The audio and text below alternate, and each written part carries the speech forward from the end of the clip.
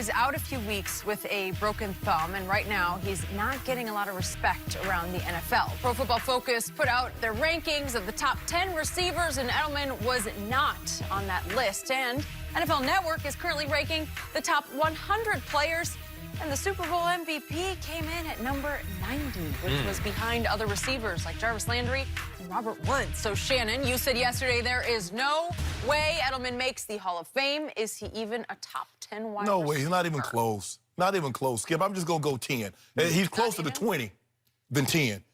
Now, outside of New England, because we know how they're biased. And great, so that's your hometown guy. Julio Jones, DeAndre Hopkins, Antonio Brown, Mike Evans, Odell Beckham, Tyreek Hill, Michael Thomas, A.J. Green, Adam Thielen, Devontae Adams. That's 10.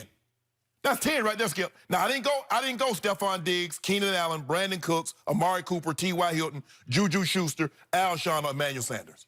That's 18 guys. Wow. I just went 10 deep. Nobody's taking Edelman over them, Skip. Look, he's great for that system. He does an unbelievable job. But we've seen this movie before.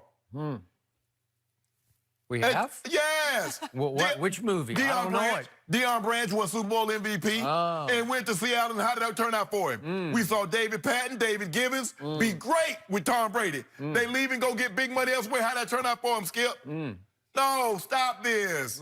He's unbelievable his craft. He's a good slot receiver, very good.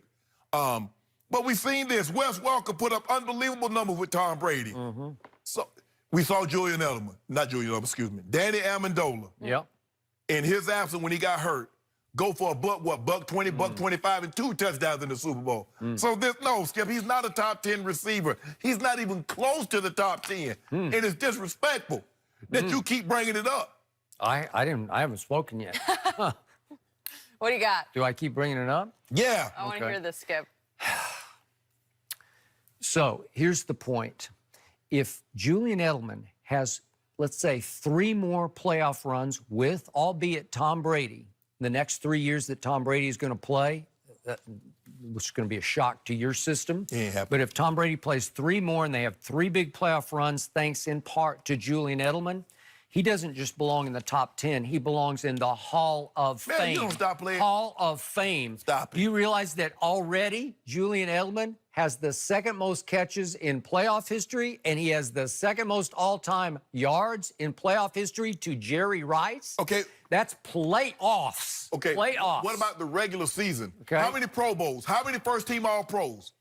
All I know is when it's clutch time, when the money is highest, the stakes are highest on the table, there's probably nobody I want trying to catch a big 3rd down pass than Julian Edelman, because he just doesn't drop them. Are you taking him over any of the guys I mentioned? If I take Julian to the proverbial combine against any of those guys I'm talking about right now. he's got no shot. I'm talking about what you see. But when I'm talking about, look, you can't take him out of New England because he is in New England. And he has a lethal clutch rapport with that quarterback. Okay, so what if I put Julio or Hopkins or A.B. or Mike Evans, Tyreek with Tom Brady? Okay. All right, well, let's check this out. Tom Brady has won 83% of his games when Julian plays. That's 52-11. Yeah. When Julian wasn't able to play, Tom is 19-10. That's 66%. So I think he missed Julian in those games. And when we just look at the last year's playoff run, well, what happened against yours? I was going to say San Diego, L.A. Chargers. What happened? 9 for 151 yards happened from Julian Edelman. What happened against the Chiefs? Let's just go. It was 7 for 96, but let's just go to overtime. First 3rd and 10, 20 to Julian Edelman. Second 3rd and 10, 15 to Julian Edelman. It just changed the game. It saved the game. I'm not saying he's not a good player. I'm saying he's not a top 10 wide receiver. Okay. Well, then in the Super Bowl, he goes 10 for 141 for MVP. I didn't think he deserved it, but he won the MVP, and I can't. How you gonna get the MVP to a guy with a 26 quarterback rating? And you say 50 at average. So he's 24 points below average, and you want to give him the MVP? How because could you? When it was 3-0 in the middle of the 4th quarter, the quarterback went 5 straight completions, touchdown. Game over. I just want to know. Game over. Just help me, because there are a lot of people at home that didn't watch the Super Bowl, so and maybe my TV cut out too. So did they start the game in the middle of the 4th quarter, or did they have 3 previous quarters? So what did your guy do? The 4th quarter count? Okay, yeah, it does count. Yeah. Yeah, that's why. Who won the game? Julian Who Edelman. won it? What was the drive of the game? Patriots won. Thank you. The drive of the game was conducted by Tom Brady. Now, I don't want you to get too far. I don't want you to get too far. Yeah, He's not a top 10 receiver. Here's the point. It's all eye test because no white receiver has made it to the Hall of Fame. You have to go back to 1989 Steve Largent. Yeah. And before that, you have to go way back farther to Fred Biletnikoff, right? So it's just jarring to your eyes and to my eyes to see a little white guy, although he's not as little as you think. He weighs 200 pounds. Hold on, Skip. He's not better than Adam Thielen. Adam Thielen, white.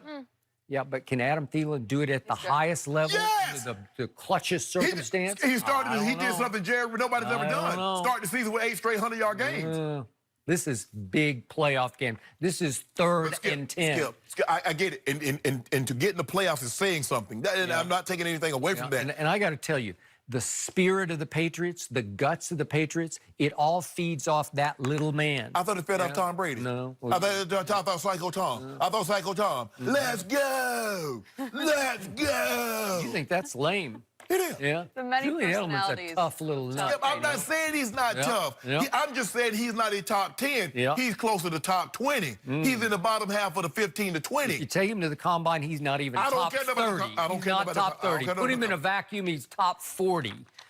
Put him in the Super Bowl. Put him in the AFC Championship game in overtime, and he is top 5. I just want to make sure. So you're saying these top 10 guys I named wouldn't be able to do what Julian Edelman did? No, they would not. I wouldn't trust him. I wouldn't trust him. Would you trust Odell? Did you see? What did Odell do in his one and only playoff game on the first third down? What did he do on the pass that went to the end zone? He dropped both of them. Yeah. Would Julian have dropped those balls? No. Julian Edelman didn't drop a pass. Okay. I was just checking. All right, we're moving on. Is Mike Tomlin no longer on the hot seat in Pittsburgh? We'll discuss next.